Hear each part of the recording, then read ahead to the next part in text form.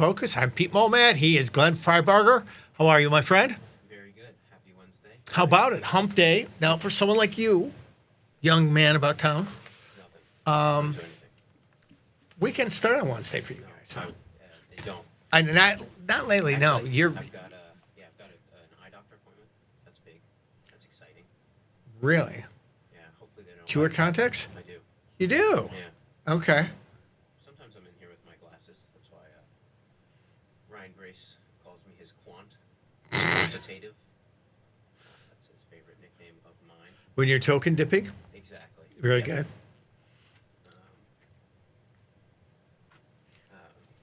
But yeah, not too much going on. You're wearing your nice white shirt today. I decided to take Is there a meeting I missed? the quarter zip out of the rotation. So, yeah, no problem there. Yeah, I'm glad you can. When you wear a crisp white shirt, It's looks, Board meeting or I'm going to a parole hearing or something. Yeah. No, just professional. But whenever I wear a crisp white shirt, I get Catholic school dress. What do you call it? Uniform. So I'm glad you can pull it off. Are you getting that from your manager? Because, again, the thin layers of nylon he wears are definitely subject to open, and small sizes are subject to No, I don't. debate. I don't take it to heart too Referring to our much. friend Frank, who actually I got a text at 4:03 in the morning. He landed in Japan safely. So, Woohoo! That is I've been one time. That is a horrible flight. Absolutely awful. well, it's going to be interesting for him because I did notify Japanese customs. Okay, that good. The bricks of powder that I saw him backing, they might want to take a look at. So I don't Vitamin know mix? how intrusive He's still at the airport, the probably. customs search will be. Yes, No, their customs is really, it's just kiosks. I would imagine it. Like they just scan it's everything. incredibly efficient. Yeah. Yeah. But yeah, it's like, for me, it was like a 14-hour flight. And hour 11, you're just like, you hate everything. You can't sleep. I can't sleep on planes. You're sleeping like this. And Right. I'm not in, I'm at the very back of the plane. No, by any stretch, it's a long Too long. flight and it's hard. You can't get up, you can't sit down. The food gets really old. What's the longest plane ride you've taken? Sadly, it's not that long. Probably the longest plane ride I took was when I went to Krakow. That's pretty which good. was nonstop from Chicago. Or honestly, equally long going to Hawaii. Hawaii was even longer. Yeah, Hawaii was that like, is out there. It's like 9 hours. It's 4 plus 5, and that's exhausting too. That was annoying. So Yeah. I get that piece. My grandmother's from Guam. Right. And her and my dad always talk about like, oh, like we should go sometime. And it's like, guys, I'm sure it's cool, but that is in the middle of nowhere. That would be such a hassle to get to. And I think the whole island is like the size of this office. So My son went okay. diving in Indonesia, and granted, That's it's cool. not close to Guam, but when you go over to that whole part of the world, Mm-hmm. you see Indonesia and Australia and then Vietnam, Cambodia, it all seems like, oh, these are all like 2-hour plane rides. It's 2 hours to New Zealand from Australia. It's everything there is 8 hours to Japan, Insane. to Indonesia, to Whole like lot to of Guam. ocean. Yeah. He flew to Indonesia, and it truly, I didn't realize, but it's the other, you can either go east to west, you would think, oh, if I'm flying to Indonesia, I'm going to fly west. Right. He flew to Turkey and then down across Africa to Indonesia, and it was Wild. approximately the same distance. Just for some reason, it was a lot cheaper. Sure. Stopping in Turkey. Yeah. So, yeah, they stopped in Istanbul. Did they have to like do a whole layover deal? They spent like 8 hours Okay. in Istanbul. Nice. Yeah, I think but that's they actually ended up leaving the airport. They did a tour and they came back, so Cool. it worked out, which is great. But it was hard. They went for scuba diving, and my daughter-in-law got an ear infection diving. Which Oh, when you yeesh. dive 3 times a That's day, horrible. it's the stuff Yeah. you don't think about. But of course, your And likelihood she's is flying home Oh, 15 that's hours with an awful. ear infection. But yeah, I could imagine Japan would be, good thing he fits in a backpack. So exactly with one of those little fans. the nice cat bags with Yeah. the little fans in them. Yeah, we can tuck them under receipt. Now he can have fun, and I think he took out some of his hikes. Yeah, he did. He saw. There were- He went on Google He had Maps. it on like a Bataan death march. It was like, yeah, the lower days are 7 miles, the bigger days are 15 miles. But that I'm was like the by road. Like he just Google Maps it, and then he like opens up the guide or whatever, and of course you have to like squiggle through this, and each one was like closer to like 10 to 12 miles a day. Like, dude, good thing you checked it. yeah, and That's horrible. His girlfriend, who's a wonderful girl, she's tough though. Anyone wouldn't want to do that. No, and I was like, she's going to leave you for dead. I mean, she's going to walk a mile, get rid of you, Yep. and then get on the bus and continue on the trip. Maybe that's what he's going for. You never know with that guy. Yeah. So because I was like, you might want to rethink the every single day part, because I had a friend who did a bike trip through Spain, and it sounded great. You bike every day and stop for dinner and stuff like that, and but they're biking 30 miles a day, which doesn't seem like a lot. No, that's a lot. Well, yeah, and by the second day, his wife was like, I'm riding a Toast. van, and Same I really don't muscles. want to be. Yeah. Which is not a good experience. No, So, but wishing him all the best. yeah, I told him to send us pictures. So, In a kimono, yes, in a kimono. Required. Well, hopefully not a kimono, but anything else but a kimono. closed kimono. See if his Lululemon looks any different in Japan than it does here. But, yeah, he should have fun. But let's get into it, my friend. Continuation of yesterday's move. Aussie Yeah. and Kiwi higher. Canada even doing pretty well. So Aussie yeah. higher, Canada lower, which again, dollar Canada, since again, the quote base currencies are different. Canada's higher, dollar's lower. Aussie's higher, Kiwi's higher. Well, the pound flirted with 130 again, and they said, in the words of my friend Glenn, no Man. bueno. Same thing with euro. Yeah. And Swiss can't make up its mind. Japan seems like it can't make up its mind. Swiss right now is wrapped right around the 200-day moving average. And it'll be interesting because we're going to be talking about that a little bit today. Yeah, I mean, first thing it calls out to me from yesterday to today. Yesterday I called out that usually we don't have the pound moving in greater magnitude than the euro. They were both moving higher. The pound moving higher more drastically, and here we have a divergence early this morning. Did you get any news out of UK? No, I didn't see anything. Maybe that All was right. it. Soft inflation. Okay. That's enough for maybe 0.2%. That they cut, and they Because they're trying to keep up with us, right. on the rate schedule. So they softer inflation, they cut rates a little bit. Yeah. Yeah. Because it's hard to keep up with us. Turns out. You know what we saw last night was copper ripped to a new Oh man. multi-decade high, 537. And it was one of those things where, we talk about markets when copper got to 522, 523 yesterday. Again, multi-year highs went right out near the highs. I think the high was 524. So just a little bit off the highs. Sat for the first 2 hours in Asia, just flatline. And then all of a sudden, when China and Japan came in, 529 print. The next thing you know is 530, 532, 537. Now, remember, that's a 20-cent move in copper is a 4% move. Well, no, a 2% move. No, 4% move in copper. A 20-cent move in copper is a 4% move. So all the way up to 537, all on stops, because it whipped up to 537, immediately came down to 530, and it has been kind of grinding around there, and it's still, and this is why we don't trade like, oh, that's the blow off top. Now it's good to sell. Yeah. Because we're at 528 right now, and the U.S. hasn't come in buying again. There's always been tariff talks about putting tariffs on copper imports. I think it's less tariff talks. It's more, they've been undermining copper for a lot of years because it's been so cheap. Think about we looked at copper during the pandemic at $2, I think sub $2 briefly. Oh, wow. So this is where this is a little bit in commodity markets like this when they get a twist on something. And sorry, guys, we can't show it to you.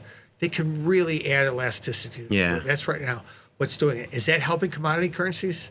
Maybe. It's interesting to see we've had a march from $5 to $5.37 in copper, and Aussie and Kiwi have gotten this kind of recurring. What we're seeing, and I'm so glad you brought up this chart, because this is the exact opposite of what we saw a month and a half ago. Right. The down days, the down moves are incredibly short-lived. So in other words, if you want to buy a down move, you got to buy in less than an hour. Buyers emerge, and it takes it to a new, relatively inter-week, inter-month high. So this is exactly the different tape action of what we saw on the way down, where we get these little bounces, but they'd last for an hour. Selling would emerge, new selling. So a material change in tape action, market structure. And again, yes, you're not buying them at 62 cents. But if we go out to the hourly in Aussie, it is still. Yeah, we're on the hourly. And this validates if you're waking up, you're looking at these two stories, you're looking at copper, you want to know if it's playing into the Australian dollar market. One thing that could perhaps validate what you're saying is you talked about that Asian Open. Right. Here we are right there towards the end of the U.S. day, right when Asia gets involved, and immediately seeing that up move. No, I didn't notice, but at 8 o'clock, that's usually when China comes in, Japan's in. I didn't notice if there was any Chinese numbers that came out. There might have been. This is why it doesn't matter so much, because I was watching the copper move, and I walked in my office, and all of a sudden I looked at the spike down in Aussie. We had that spike down in Kiwi too, so I was thinking something had to get probably either a statement was made or something was released, but it was like, and maybe because Aussie and Kiwi went down, copper went up. Maybe there was some economic stat. I don't worry about that so much as Australian inflation, but only a little bit lower. Right. So maybe it was right before that move. So we had it tick lower, and then immediately after. I think it talked about that number does exactly what numbers want. I don't care what it is. It gave me, if market structure is starting to roll over here, in other words, we're going from a bearish market to a bullish one, a dip like that gives me an interesting opportunity. And as you can see, everybody looks at it the same way. Yep. They don't give you a lot of time to decide that it's cheap now. And is it as cheap as it's been? Absolutely not. We plumbed below, we spent a lot of time churning around 56 and a half, 57. But when you go back to the daily, when we talk about, we still haven't quite made up all the ground. 60 cents was election. Yeah. So you've got to take that, again, you've got some ebb and flow here, which is really nice. This may be where your psychology of, if you're a trend trader, you're looking for dips to buy and then managing them on the rallies a little bit. Versus where if you were a trend trader, you were looking for little rallies in Kiwi a month ago to sell into as it plumbed new lows. We're definitely structure-wise, we're staying above, we're staying above 57 cents, which going back in time had been kind of that inflection point where we ground through that all the last half of 2024 and in early 2025. So are we starting to find a new range? We may be. And will they extend on that? Possibly. So for me as a trader, when we get back up to 58.10, if I'm not long, I'm not looking to get short. Gotcha. I want to see if there's an extension of the range, and where is that extension? If it's up to 59 cents, we know that's almost a good 2 standard deviation move. Yeah. There I'm interested. But I'm not looking that the new range is 58 and 10. I think that is yet to be determined. That's why we're getting a little bit more elasticity in these pairs. So I think sterling's going to be a tougher trade. 129 is still rich. We've had a huge run from 192. whether or not this is just base building for a challenge of 130. Yeah, I mean, we've got a nice little range here since that big move up in pound and euro. Yeah. Now between 129 and 130. And so this is a little bit different. Structurally, we've covered back all the ground.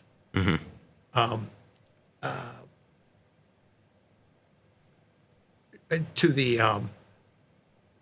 election. Yeah, actually. If we go back to the daily. Yeah. Here we are, November. We've covered, we're All of there. it. Yeah. Kiwi and Aussie, Not there yet. 40% on their journey there. Yeah. So Wow. if there are things to buy, interesting. This is one where if we got back to the 130 level, I'd say, okay, it's having a tough time getting through. Yeah. I don't think there's this new explosive range above 130. Maybe there is, and I'll be This would- mindful. But what I like is this setup is so clear. If you're going to sell 129.90s, 130s, you know if they print a new high, if they go one standard deviation, I think 33 points, they print 130.35, I'm probably out. And what am I looking for? I'll pull back into the lower 129s. So have you missed that opportunity? No. It may get up there again. We've Yeah. got numbers coming out this week that may drive it up there. The market may just get some dollar selling and get it up there. So there's good trade here. Would I be buying this dip? I mean, if you're a trend trader, even if you're a trend trader thinking the market's going to continue Right. up, I think you're buying something that has had quite a run. I think you'd probably be looking for a different value area, maybe something closer to 128. But you can go through any of these and look at, where am I willing to be the contrarian? Where am I looking to buy momentum? And what's nice is all currencies don't move exactly the same. So Right. depending on what you want to accomplish, if I'm dollar bullish, if I'm dollar bearish, Kiwi and Aussie are still cheap. Dollar bullish, sterling's expensive. There you go. You put your trades together as simple as that, and then always put the metrics around them. Where do you want to manage them? But let's get into it. You've put together a great piece, content. Yeah, I've and got this is some exciting slides to see. today. Bit of a different one today. Today I wanted to talk about the top momentum indicators for Forex trading. I think this will be a good one that you'll have a lot of historic insight on. But momentum indicators here are essentially just mathematical computations that appear visually that track price moves and the speed of them to try and give traders more of help them understand quicker where potential opportunities might be. And the reason why I use these indicators for Forex trading, I thought this would be a useful slide here for the people that are less familiar with Forex trading. Some of the potential advantages to using some of these indicators for Forex is, one, you have 24-hour markets 5 days a week. Right. So the only gap is on the weekends. So when you're tracking price changes over time, you have very few gaps in that time Right. where that could mess up a signal or any sort of indicator line, which helps smooth a lot of things out when you're looking at averages and changes over time.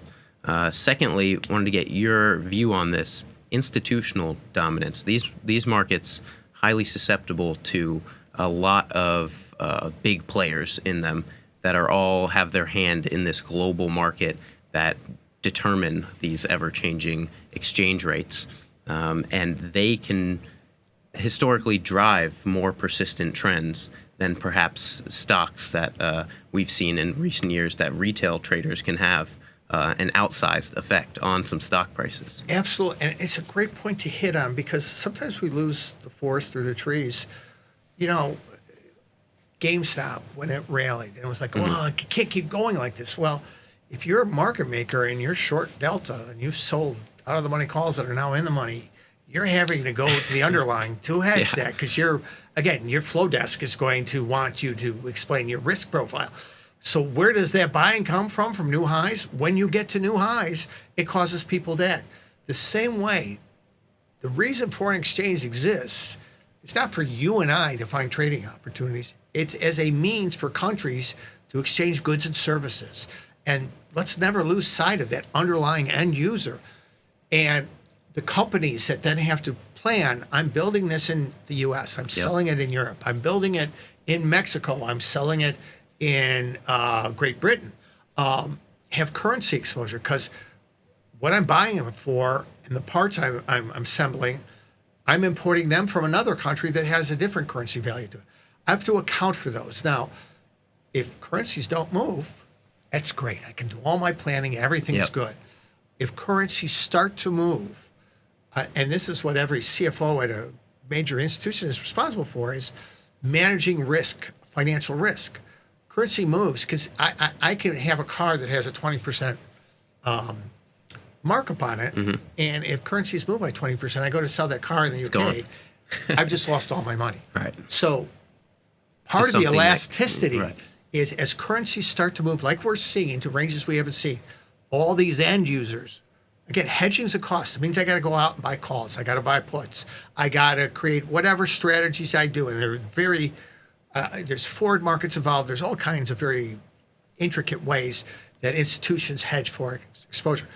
All that does is all those intricate hedges and forward contracts now all flow into driving the underlying because the market makers use the underlying to hedge. Right. So within that, the more currencies move, the more these institutions need to hedge to protect their exposure. They're willing to pay the cost of hedging because they need the protection.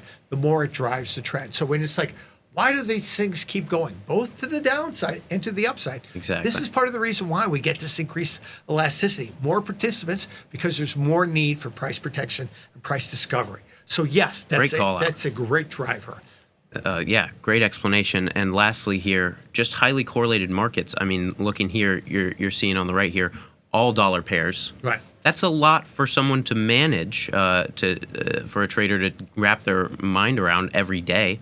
And a lot of the counterparties to this US dollar are highly correlated. So simplifying things into some reliance on an indicator can help identify trends quicker. Absolutely. Now, and I've told friends of mine this. Tom is not a chartist. Tom literally manages probably 120 underlines, and he does it with a ribbon of prices on the side of his screen.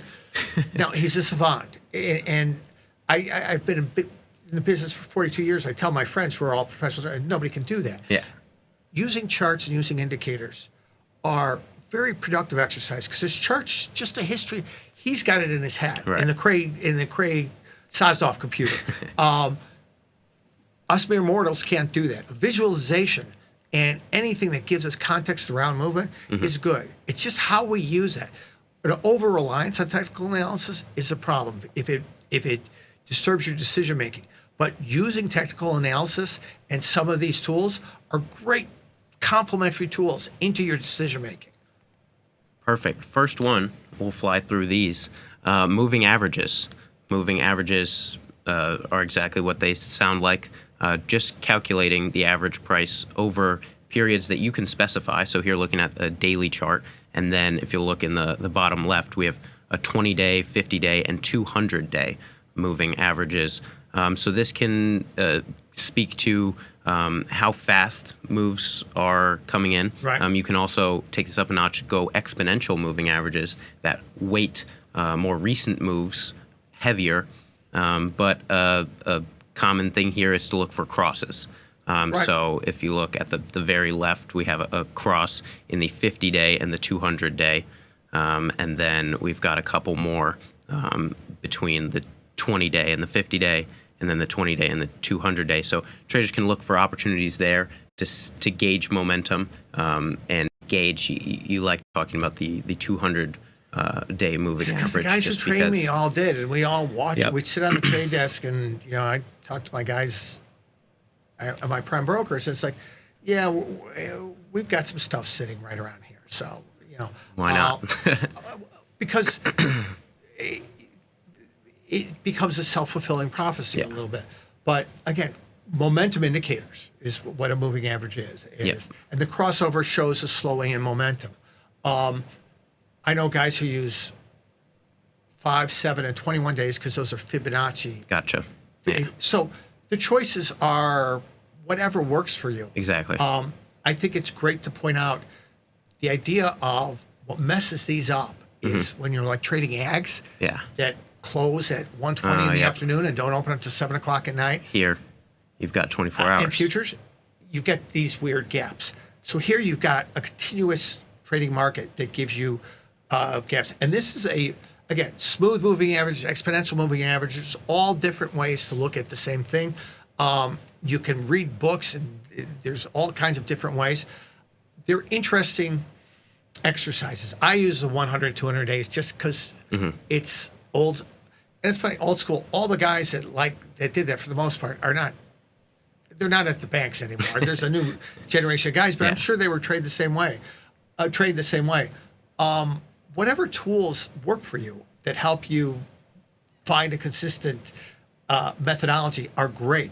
Let's hold off on the other two because this is too good, and this is great stuff, and we're running out of time. But we'll cover the other two a little bit later. But Sure.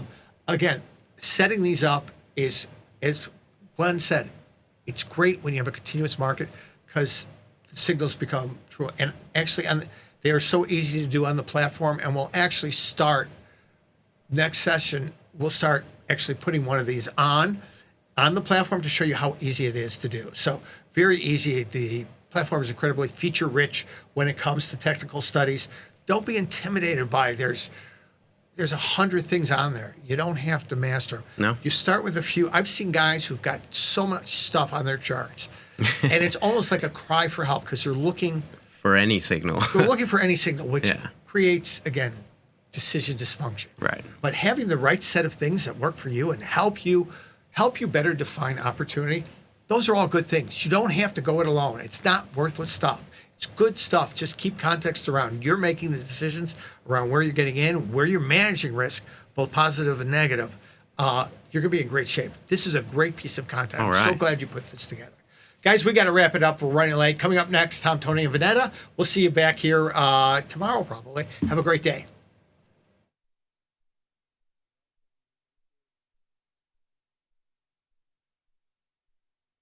In the world of investing, a beast lurks between the numbers. Some watch from the safety of the sidelines, but others saddle up and ride that one-ton rowdy ribeye for all he's got. If that's you, join us on Tasty Trade, named best online broker for options trading. Genius loves company.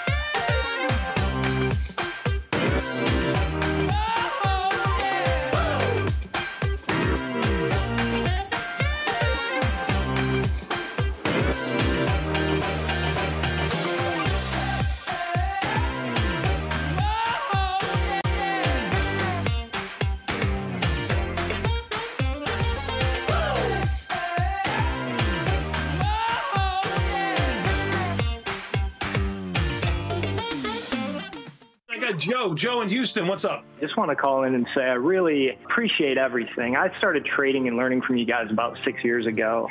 You know, it was you guys' work and the platform that got someone like me that didn't really know anything about the market capable of really outperforming the market now for, 5 out of the last 6 years. And so I really appreciate you guys. I can't think of another company where I can pick up the phone and call the CEO, the trade desk, and reach somebody as quickly as I can there. So just really appreciate everything and what you're doing for guys like me out here. What you're doing is really spectacular. So really appreciate it. Thank you, my friend. I really appreciate it. You made my weekend, man. Feel like your wardrobe is missing something? Like style, purpose, and maybe a dancing dog? Can I pet that dog? The new Tasty Trade and Tasty Live web store is now live. New merch, bold designs. Did we mention all net proceeds go to one tail at a time? Invest in the real bull market. Dogs. go to tastytrade.threadless.com. Grab some gear and help some pups. You get merch, they get a home. Looking for a better broker and a bonus? Sweet. Get up to $4,000 when you open and fund a Tasty Trade account. Plus, smart tech and a broker who's got your back at Tasty Trade. Make your move, genius. Tasty Trade. Woo! Get tasty, free market. Come on, you know it, can you feel it? We got some things to talk about. Free market, it's early, but not too early. Come on, wake up now. Pour that coffee down your throat hole. It's hot. Now you got a hole in your throat. Oh no, just call your boss. Take the crust from out your eyes. So tasty, not a coffee. Good morning, you knuckleheads. Happy Wednesday, Tasty Nation. Another beautiful but little chilly day here in Chicago. Tom Sosnoff, Julia Spina, and me, Vanetta. How are you guys doing today? I'm doing great. Thank you so much for having me again. I haven't gotten fired yet. How are you doing? Yeah. I wore this dress actually in your honor. I was like, what's a Julia dress? It is a Julia dress. Yeah, it's got like moths on it and It's like spooky vibes. It's maybe a Julia dress like 3 drinks in, but that's okay. Get it, girl? Yeah. What are you gonna do? Tom, how are you? Tom, how are you? Tom, how are you? Are you ready for more estrogen? I don't know if I could talk about Julia dresses or more estrogen. No. I think we mellow you out though. Yeah, it really balances the room. Yeah, you're not bad. No, it's not bad. It's like it's a little bit of a vacation. It's different. It's just different energy. That's all. Yeah. Yeah. Fine. I'm good with it. Do you miss the bat though a little bit? Not at all. Yes, you do. No, I really needed a break from him for the week. Plus, I've been really busy. I can't handle him. You've So been really busy. busy. So really busy, busy. leaving at noon every day. Yeah, traffic, so I got so much to do. So much to do. Impossible. Oh my God. Impossible. Impossible. Yeah, the bat's getting closer and closer. I don't like He's posting his pics. Have you seen him? He's No. got some fishing pics up that he's posted. No, I so- deleted him from my social media. Oh no, you did not. You're just not on Twitter. That's all. I refuse to be on Twitter. I will never go on Twitter again. Okay. Well, Fired. I fired Vinny him on caught some. Twitter. Vinny caught some grouper, and yeah, look at the I don't grouper. forget what the other fish is called, but there he is. I got a grouper. Look at that. Look at the size of that. Oh, it's pretty good. There you go. It's a big old fish. Big old Yeah. fish. Are they gonna eat the fish? And he said also he got some redfish and snook. I don't. Snook? Yeah, I'm just reading his tweet. I don't know what any of this is. I don't know what those are either. I don't think they eat them. I think they throw them back. That's gotta be so traumatic for the fish, though. Like you're just chillaxing in the deep ocean and you get yanked onto land for an Instagram photo and then thrown back without even like, hey, how's your mom? Speaking of that, okay, I learned something crazy like a couple months ago, and it's still bothering me. You know the blobfish, right? Yes. Have you ever seen a picture of a blobfish? It looks massive, right? It's right? massive, but when you look at it in its proper like environment, Yeah. it looks like a normal fish. It's just Right. because we bring it up to atmospheric pressure like too quickly, and Right. that just kind of causes all the blood vessels to freak out, and then it turns into a blobfish. So we've been making fun of this fish this whole time, and we did it to them. I feel very bad about that. I know. The poor blobfish. He's like, I'm small. Blobfish? Blobfish. Have you ever seen a blobfish? No. Yeah. No. I feel bad for blobfishes and pigeons. And then like that other fish too with like the light in Oh front yeah, of the it too. anglerfish. Yeah. They were so small. They're so little bitty. Yeah, I didn't know You that. know, last time I went snorkeling, You go You went snorkeling? but I said the last time I went snorkeling. And the fact that you've ever been snorkeling is pretty amazing. That it also implies a future time that you will be snorkeling, right? Not because you didn't say the only time I went snorkeling. You said the last. The last time, it kind of has the Yes, implication. What did you say? The fact that I've ever been snorkeling is amazing? Yeah. Why? Because she studies physics and it's not supposed to work. It just doesn't, I don't know. It just doesn't, I don't know. It doesn't equate to me. I've never been snorkeling. Is it fun? You've never been snorkeling? Why are you saying that like you're surprised? Well, I mean, It does involve the outside and like the sun. It does, yeah, that's true. That is true. Never been. I've been snorkeling a lot. It seems like a very like Cancun thing to do. Cancun. It's kind of like a Caribbean. Caribbean thing Yeah, to yeah. do. Yeah, I'll allow that. I once was in. Well, I've snorkeled on a lot of places, I guess you could snorkel in the but Dells. I don't think know. no. I think I once was in Cozumel, possibly. Where's Cos? It's, What year was this, Grandpa? It's It's off of Cancun. It's an island off of Cancun. Okay. But I have snorkeled in the Caribbean a bunch of times. And the last time I went was about 15 years ago. I was in the Bahamas. Okay. And I went snorkeling, and it got really like windy, and it started to get like really windy and wavy, but you don't really Like a little choppy. very choppy. Yes. But you don't really feel it when you're snorkeling. Sure. And then I kind of got a little bit away from the boat, and I also got, because you don't really realize where you are, and then Wasn't this a movie? when they left those people in the Great Barrier Reef. No, Yeah. no, I could see the shore, but it was really far. I couldn't get there. And then this big giant fish, I don't know what it was. Like, it was giant. Maybe it was a snook. I don't know what it was, but that was Maybe it. someone flushed a goldfish. You know, if you do that, the goldfish get huge. I've heard that. Yeah. This was in the Caribbean. This was like some giant fish. I don't know if it had teeth. I thought it was like a barracuda or something. I don't know what it was. You're such a baby. It was not a barracuda. I thought at first it was a shark. Then I thought it was a barracuda. I don't know what it was. Okay. It was giant. As soon as I saw that, went up to the surface, looked for the boat, found the boat, went back, Never snorkeled again. took off my fins. That was it. That was it. That was the last time I ever snorkeled. Do they have a mask that'll fit your giant head? It's gotta look like this. I went scuba diving once. You gotta get certified to do scuba. I got certified in a pool in Mexico. Sounds about right. Took about 15 minutes to get certified. I got ordained on the internet. I got certified in a pool in Mexico, and I almost died scuba diving. But don't worry about that. I don't know. We weren't really like a scuba family or a beach family. We were like a national park out west family. So it was a lot of deserts and mountains and stuff. See, that's cool. Which I liked. But yeah, no snorkeling. I feel like I'm missing out now. It's all right. It's just a different kind of risk, like falling off the side of the mountain, getting eaten by a bear or a cougar, that kind of thing. There's still time for you to go snorkeling. There's plenty of time to go cool. Yeah. I can't believe you've never been snorkeling. It's just, we weren't a resort family. Maybe that's a better way to put it. I feel like that's a resort kind of thing to do. I think now they have like those like mini subs, so you could like ride and then like that looks cool. Those look cool. No, those are not cool. That guy went down to the Titanic and. I'm not talking about a billionaire fantasy. I'm talking about like a small submersible. Thank you, Julie. No, this is